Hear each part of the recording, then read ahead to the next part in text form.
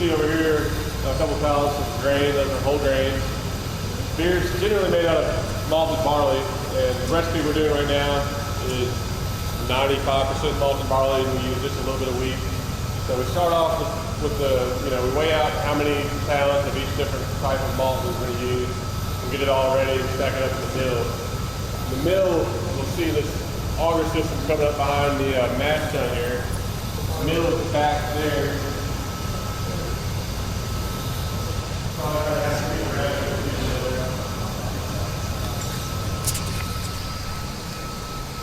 get all our grain ready. Our recipe right now we use about 350 pounds of grain. The other key to this part is water.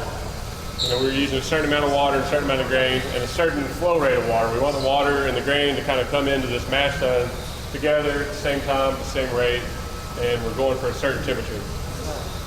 So the mill grinds that grain up into what you call grits, and basically what we're trying to do is get all the starch out of the inside of those kernels.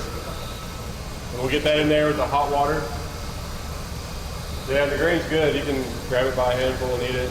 And there's different malted barley, so they each have different flavor characters depending on how they've been malted.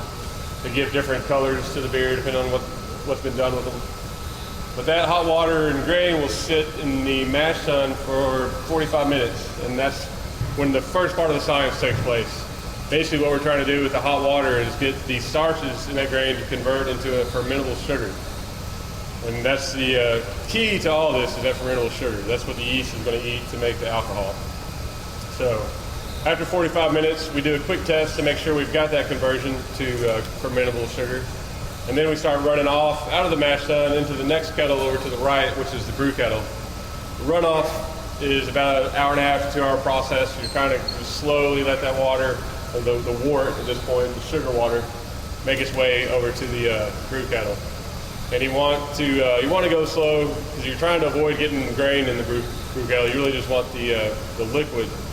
If you go too fast, you'll collapse your bed. All that grain inside the mash tun is going to act like a filter. If you try to go too fast, the weight of the water will just squish the filter and you'll get no flow at all. So you take your time with that.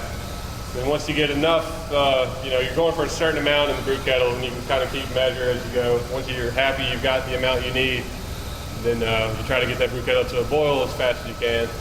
You boil that for 90 minutes. We're trying to evaporate some of the water out of there and get our wort to a certain amount of sugar left in the water. We'll also add our hops additions during the boil. There's 3 different additions on the recipe we're working with. Hops are used for bittering, for flavor, and aroma. So depending on when you add it to the beer or to the wort, it'll do a little bit of a different job. So after it's done boiling and we're happy, and throughout this process, we're pulling samples out of there. We can test the wort that we have in there to see if we're at the right levels of sugar that we want. If we're not, then we might have to boil a little bit longer to get there, or maybe we'll stop our boil a little bit sooner than we first thought.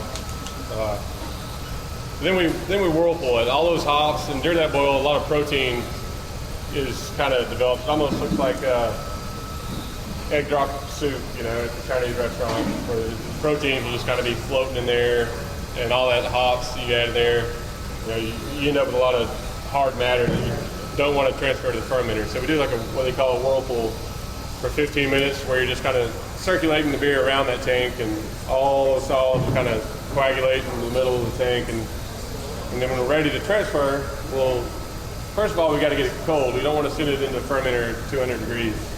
So we go through this little wort cooler here, and we can add cold water to that, and it'll basically bring the temperature of the wort down to about 68, 70 degrees is what we're going for.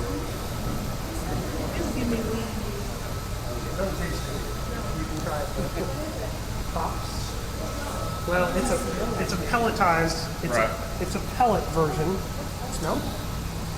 Be brave. Come on.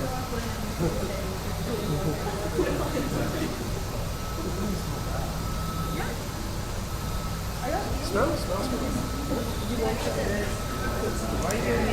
See? If I didn't do it, huh? See? Like evergreen trees. I don't try it. Yeah,